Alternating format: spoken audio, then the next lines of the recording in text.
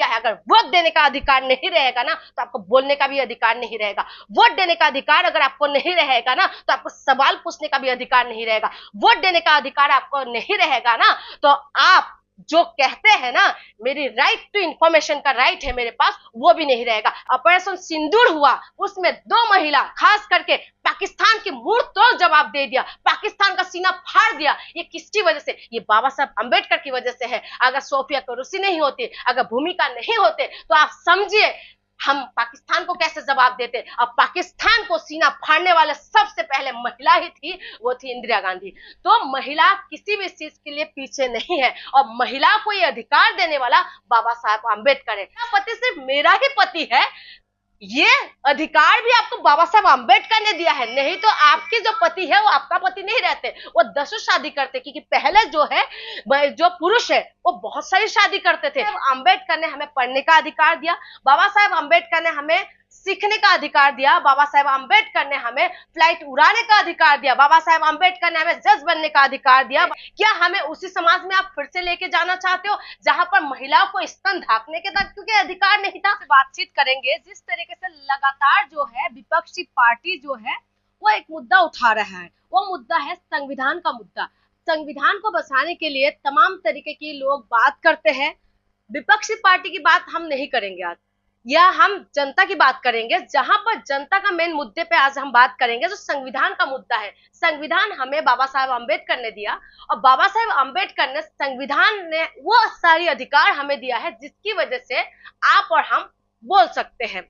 आज मेरे पीछे जो आप देख रहे हैं एक प्लेटफॉर्म आप देख रहे हैं डोमा, तो इसमें माइनॉरिटी समाज की बात करते हैं, दलित समाज की बात करते हैं और तमाम आदिवासी समाजों की बात करते हैं, ओबीसी समाज की बात करते हैं। आज मैं बात करूंगी खास करके इन सारे समाज में रहने वाले महिलाओं से मैं बात करना चाहती हूँ। आदिवासी महिला, दलित महिला, माइनॉरिटीज महिला और तमाम जो महिला है उनसे बात करना चाहती हूँ कि आपको डोमा में क्यों जुड़ना चाहिए, ये इनके साथ क्यों जुड़ना चाहिए। लेकिन उसके साथ सबसे बड़ी बात कि आप बाबा साहब अम्बेडकर को क्यों जानना चाहिए। ये 2 चीजों में मैं बात करूंगी। बाबा साहब अम्बेडकर ने हमें संविधान दिया, संविधान ने महिलाओं को पढ़ने का अधिकार दिया और पढ़ने का अधिकार के लिए तमाम जो है लोगों ने संघर्ष किया। ज्योतिबा फुले ने संघर्ष किया, हमें सावित्रीबाई फुले ने संघर्ष किया, उसके बाद बाबा साहेब अम्बेडकर ने संघर्ष किया और हमें पढ़ने का अधिकार दिया।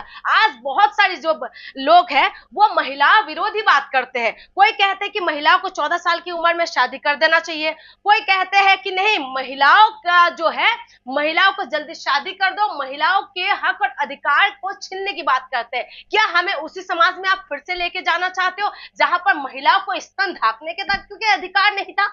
आप बताइए। तो इसी वजह से आज महिलाओं को क्यों संविधान को पढ़ना चाहिए, बाबा साहेब अम्बेडकर को क्यों जानना चाहिए। आज तमाम जगह पे जो है महिला ये नहीं समझ पाते कि ये अधिकार हमें किसने दिया, ये बाबा साहेब अम्बेडकर ने दिया। बाबा साहेब अम्बेडकर ने हमें पढ़ने का अधिकार दिया, बाबा साहेब अम्बेडकर ने हमें सीखने का अधिकार दिया, बाबा साहेब अम्बेडकर ने हमें फ्लाइट उड़ाने का अधिकार दिया, बाबा साहेब अम्बेडकर ने हमें जज बनने का अधिकार दिया, बाबा साहेब अम्बेडकर ने हमें जर्नलिस्ट बनने का अधिकार दिया। बाबा साहेब अम्बेडकर अगर नहीं होते हम महिला आज भी ऐसे घूमते रहते हैं जहां पर कोई अधिकार और सम्मान नहीं होते।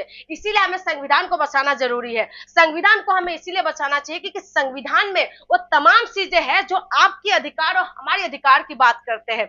महिलाओं को खास करके इस विषय के लिए मैं इसीलिए कह रही हूँ कि महिलाओं को संविधान बचाने के लिए उतरना चाहिए, महिलाओं को बाबा साहेब अम्बेडकर के बारे में जानना चाहिए। सिर्फ ये एक दलित समुदाय के लोगों की नेता नहीं है, ये तो लोगों ने बता दिया कि दलित समाज के नेता है, लेकिन दलित समाज के नेता ने खास करके हम महिलाओं का नेता है। हम महिलाओं को सम्मान देने वाला बाबा साहब अम्बेडकर है। बाबा साहब अम्बेडकर ने हमें जो दिया है ये हम 7 जन्म लेने के बाद भी हम उतार नहीं सकते। हमें पढ़ने का अधिकार दिया, हमें वोट देने का अधिकार दिया। महिला को जब प्रेग्नेंट होते हैं उन महिलाओं को लिव जो मिलते हैं ये बाबा साहब अम्बेडकर ने दिया है। हमें बाबा साहब अम्बेडकर ने बच्चे गोद लेने का अधिकार दिया। बाबा साहब अम्बेडकर ने हमें जो संपत्ति है, जो बाप दादाओं का पिता का जो संपत्ति है उसमें बराबरी का अधिकार हमें बाबा साहब अम्बेडकर ने दिया। आज जो महिला कहते हैं ना कि मेरा पति सिर्फ मेरा ही पति है, ये अधिकार भी आपको बाबा साहब आम्बेडकर ने दिया है। नहीं तो आपके जो पति है वो आपका पति नहीं रहते, वो 10 शादी करते, क्योंकि पहले जो है जो पुरुष है वो बहुत सारी शादी करते थे, लेकिन बाबा साहब आम्बेडकर ने कानून लेके आया और ये व्यवस्था बनाया कि पुरुष भी एक ही शादी करेंगे। तो ये सारी व्यवस्था को हमें देने वाला सिर्फ और सिर्फ बाबा साहब आम्बेडकर है। इसीलिए हम संविधान की बात करते हैं, इसीलिए हम कहते हैं कि महिलाओं को हमें बाबा साहब अम्बेडकर के बारे में जानना जरूरी है और संविधान के बारे में जानना जरूरी है। संविधान को बचता रहेगा, संविधान अगर बचे रहेंगे तो आप और हमारी अधिकार भी बचे रहेंगे। महिला आज अगर पढ़ पा रही है बाबा साहब अम्बेडकर की वजह से है। आज अगर ऑपरेशन सिंदूर हुआ उसमें 2 महिला खास करके पाकिस्तान की मुंह तोड़ जवाब दे दिया, पाकिस्तान का सीना फाड़ दिया, ये किसकी वजह से? ये बाबा साहब अम्बेडकर की वजह से है। अगर सोफिया कुरैशी नहीं होती, अगर भूमिका नहीं होते, तो आप समझिए हम पाकिस्तान को कैसे जवाब देते। अब पाकिस्तान को सीना फाड़ने वाले सबसे पहले महिला ही थी, वो थी इंदिरा गांधी।